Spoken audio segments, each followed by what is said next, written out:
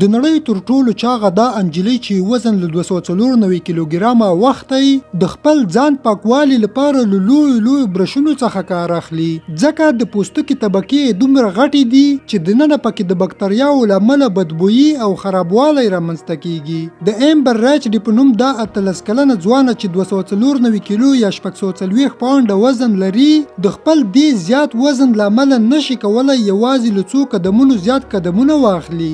کله چې په کوم ځای کې کینی بیا نو د پورته کېدو لپاره د بل چا مرستې ته اړتیا لري. پښې خورا ډېرې پړسېدلې او شنې شوي دي چې پرې د خپل ډېر وزن له امله هر وخت له دردونو سره مخ وي.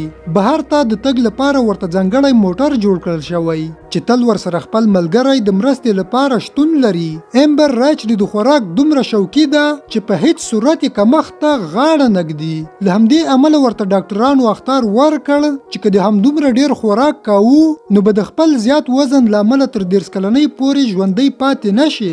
بالاخره ایمبر پریکړه کوي چې به تر دې وروسته پر ځان کنټرول راوړي، یعنی نور دې ته ورته ژوند نشي کولای.